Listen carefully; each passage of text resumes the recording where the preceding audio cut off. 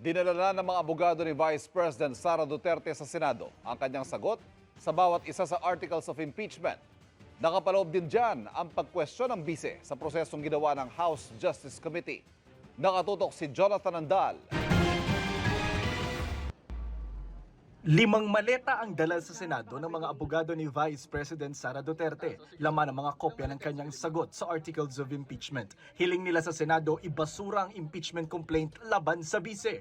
Ang gusto natin ay sana ma-dismiss itong articles of impeachment, our answers being filed without prejudice doon sa aming Supreme Court petition. Punto por punto sinagot ng bise ang mga aligasyon sa kanya at kinwestiyon ang proseso na ginawa ng Justice Committee. Nag-trial daw ang House Justice Committee kahit ang Senado lang dapat ang pwedeng gumawa nito. Predetermined o alam na raw agad ang resulta ng hearings ng Justice Committee noon dahil bago pa ito natapos, may mga miyembro raw itong nagsabi na agad na may sapat ng boto para ma-impeach ang bise.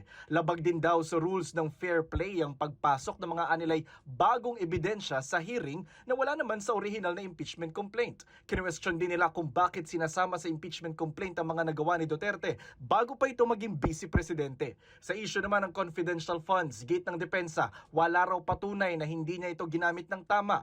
Sa salin, hindi raw naipakita ng articles of impeachment na may nakaw o tagong yaman. Sa akusasyon naman ng political destabilization, sedition at pagbabanta, gate ng depensa, taken out of context sa mga pahayag ng ginawang basihan ng reklamo.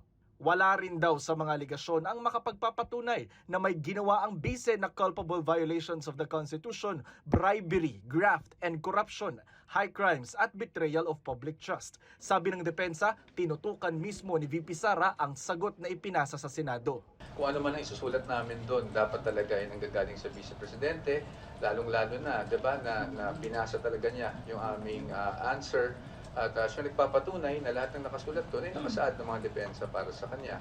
Okay naman po siya, business as usual lang po parati ang ating Vice Presidente.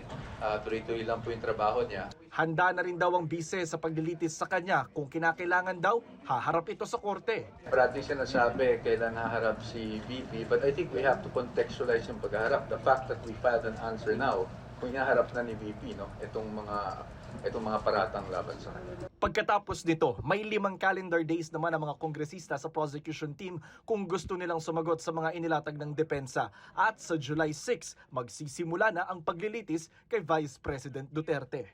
Jonathan Andal, nakatutok, 24 oras.